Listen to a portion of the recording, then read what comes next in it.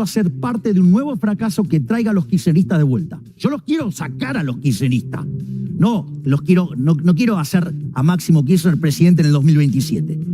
Es decir, yo no quiero ser parte de ese fracaso. Ahora, es cierto que hay un ala de Juntos por el Cambio con el cual yo me llevo muy bien y que, digamos, puedo trabajar, pero no con las partes que acabo de mencionar, porque eso es parte del fracaso. Entonces, ¿cuál es la diferencia entre el caso del político convencional y en mi caso? Que yo no me desvivo por tener un cargo. A mí tener un cargo, no, me da lo mismo, yo vivo de dar mis conferencias, yo digo, lo mío es otra cosa y solamente estoy dispuesto a involucrarme en la gestión solo si yo creo que hay chances de éxito. Yo no voy a estropear todo el trabajo de batalla cultural que llevo hecho hace más de 20 años, 10 años de manera más conocida, o 30, pero no estoy dispuesto a rifarlo en algo que yo sé que va a terminar mal.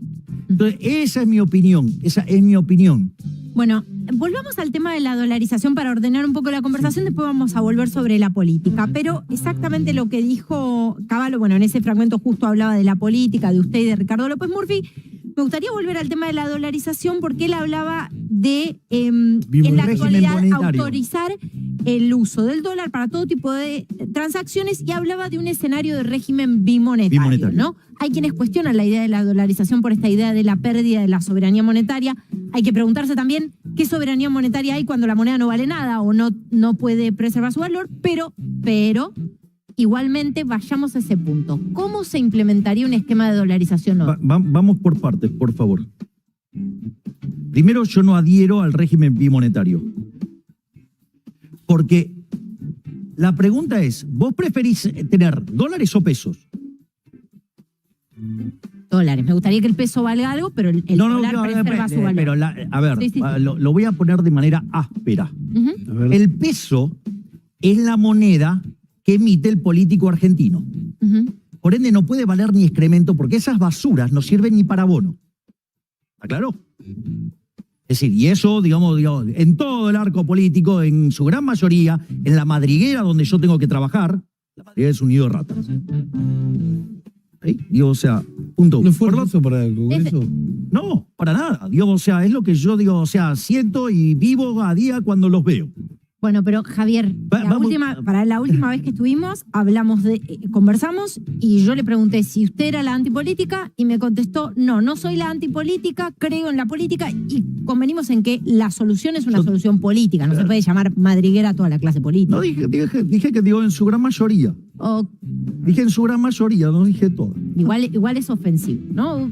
Ofensivo es en este país donde se producen alimentos para 400 millones de seres humanos, se le cobra impuesto al campo por un 60%, se lleva el Estado el alimento de 240 millones de seres humanos y hay 5 millones de argentinos que no le alcanza para comer. Eso es violento. Es decir, con lo cual, digamos, o sea, y tener 40% de pobres y de haber sido el país más rico del mundo al inicio del siglo XX, hoy somos 70, 80 el tipo de cambio oficial y 140, 150 el paralelo. Eso es una ofensa. La ofensa es que, digamos, en los últimos 40 años los únicos que progresaron fueron los políticos. Y lo más agresivo de todo es que cuando vos ves la dieta de un político que gana mucho más que el individuo mediano de la economía, que es menos que el promedio, ¿sabés qué es lo peor de todo? Que además, cuando vos mirás el nivel de vida que tienen, no se condice con lo que ganan. O sea, con lo cual, digamos, yo no tengo por qué ser contemplativo con tipos que son chorros.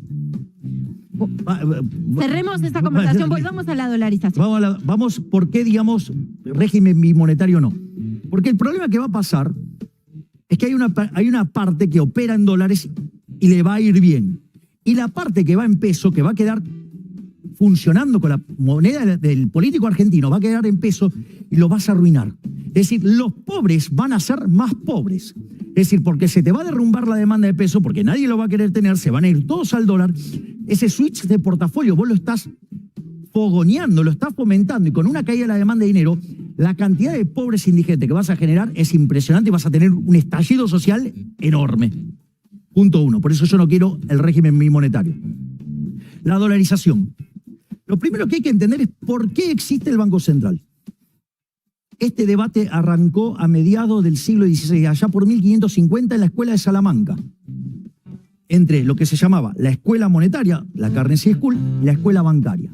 Cuando vos haces todo el debate y llegás al siglo XIX, poco antes del medio del siglo XIX, con la ley Peel en Inglaterra, se crea el sistema financiero monstruoso que tiene el mundo hoy. Básicamente era un banco central, en ese caso el banco central, digamos, tenía un tipo de cambio fijo, una caja de conversión, patrón oro, pero acompañado de lo que se llama un sistema de encaje fraccionario, que es lo que tenemos hoy. O sea, vos, por ejemplo, vos llevas hoy 100 pesos. El banco guarda 20 y presta 80. O sea, ¿qué es el banco? El banco es un intermediador de plazos. Toma plata corta y la presta largo. ¿Por qué, digamos, el Banco Central regula a los bancos? ¿Por qué? Porque si alguien quiere ir a pedir la plata y para vos no que la se queden tenés... con algún respaldo. Esos Claro, son los encajes. Sí, y te presta plata en caso de que vos tengas una corrida y se supone que después vos ese crédito lo recuperás y pagás, y ahí es cuando se neutraliza el efecto. Solo existe por eso el Banco Central, en realidad. Lo que pasa es que los políticos pues lo tomaron para estafar a la gente. En el caso argentino es un escándalo mayor. Entonces, lo primero que vos tenés que asegurar es que el Banco Central no sea necesario, porque vos no vas a poder imprimir dólares. Entonces, ¿cuál es el problema? Pará, pero si fuera verdaderamente un ente autárquico, ¿no funcionaría bien? No. Digo, hay otros países que registran una inflación anual similar a la que nosotros registramos mensualmente, que tienen Banco Central y simplemente no se hace cualquier cosa con el Banco Central. Pero vamos por esto. La pregunta es moral primero. ¿Vos creés que robar está bien? No. Bueno, digo, el accionar del Banco Central es un robo. Y cualquier cosa Pero que haga no el en banco... todos lados es un robo. No, sí, en todos lados es una estafa. ¿El Departamento del Tesoro es una estafa? No, la Reserva Federal. La Reserva Federal. Es una estafa. Sí, el Banco Central como criterio, como concepto, es una El estafa. Banco Central de Inglaterra Es decir, es una y estafa. cualquier cosa que haga el Banco Central hace daño. Si expande, hace daño. Si contrae, hace daño. Y si no hace nada, también hace daño. Porque en realidad, por ejemplo, en el patrón oro, cuando el oro se apreciaba, ¿qué hacía ahí? O sea, el oro se volvía más caro, por decirlo de alguna manera. ¿Qué hacía la gente? Iba a la mina, sacaba más oro y aumentaba la cantidad de oro. Y la cantidad de dinero que había dentro de la economía se regulaba por la cantidad de oro que generaba los propios individuos. Es decir, y nadie mejor que eso, que los propios individuos, saber cuánto oro quieren tener, digamos, por si fuera un régimen áureo, ¿no? Entonces, ¿cuál es el punto? El punto es, vos solamente podés eliminar el Banco Central cuando antes eliminás la necesidad de tenerlo. Para eso tenés que hacer una modificación de la banca. Se llama banca Simon. Eso, digo, los economistas ya lo descubrieron en la década del 30. Pero vos primero tenés que reformar el sistema financiero. Ahora, vamos por partes. Si vos tenés una hiperinflación, la reforma del sistema financiero la haces en 15 minutos. Si vos tenés que enfrentar el despiole que está dejando este gobierno, te va a demandar 2 años y medio. Sí, igual tengo la sensación de que acá entra mucho el factor Argentina. Digo, si verdaderamente lo que llamamos un ente autárquico funcionara como tal, muchos de los dolores de cabeza que tenemos nosotros y que no tienen otros países de la región no lo tendrían. A ver, vamos a hacerlo así. Para que el Banco Central, mira, esto está en Hayek, en un libro, su último libro, que es de 1988, se llama La fatal arrogancia. Yo te voy a decir todas las cosas que tiene que saber el Banco Central para hacerlo bien. Tiene que conocer algo que Robert Lucas Jr. lo llama los parámetros profundos. Los parámetros profundos de la economía son, por ejemplo, las preferencias de todos los agentes, de todos los individuos de la economía, pasados, presentes y futuros. Sobre todos los bienes que existen en la economía, pasados, presentes y futuros. Además, tienen que conocer algo que se llama la tasa de preferencia intertemporal. ¿Cómo decidís pasar consumo del presente al futuro? Es una cuestión muy técnica. No, yo sé que es técnico, pero digo, pero lo que quiero ver es, a ver, lo vamos a hacer en estos términos. Nicolás, vos, por ejemplo, ¿vos sabés que vas a estar consumiendo de acá a 15 años, por decir algo? Comidas, espero. No, bueno, ¿cuál? ¿A qué hora? ¿Qué tipo de comida? Digamos, vos sabés qué tipo de... No, es inviable ese nivel de previsión. Bueno, la única forma que vos podrías hacer esto bien es que, hay un montón de... La lista es muchísimo más grande sobre la tecnología, sobre los recursos, pero no importa. Vos solamente podés hacer eso bajo 3 condiciones, siendo omnisciente, omnipresente y omnipotente. O sea, que debería ser Hashem, debería ser el creador, debería ser Dios. Y te voy a decir algo. O Stalin. No, bueno, se lo hizo mal, un criminal. Pero, entonces, ¿qué es lo que quiero decir? Digamos, no hay forma de que vos puedas resolver ese problema correctamente. Por eso también es importante entender la lógica de Hayek, Digamos, cuando él escribe el uso del conocimiento en la sociedad. ¿Entendés? Porque, digamos, o sea, es interesante, pero volvamos a lo. Perdón, ¿no? no, por favor. A lo más llano. Porque se habló mucho del mundial, va a tapar todo. Pasaron 2 fechas. La pregunta es, Dólar. vamos a ponerle la prueba ácida a la estupidez que dijo la ministro de Trabajo. No, digo. No, pero 3-2. Kelly Olmos, Kelly Claro. que la estupidez que dijo. La pregunta es, a ver, 3-2 el dólar. supongamos que Argentina de acá al final gana todos los partidos, es campeón del mundo, y la contracara de eso es, te dejo sin un mango y con la heladera vacía. La prueba ácida que dice, que te vas a morir.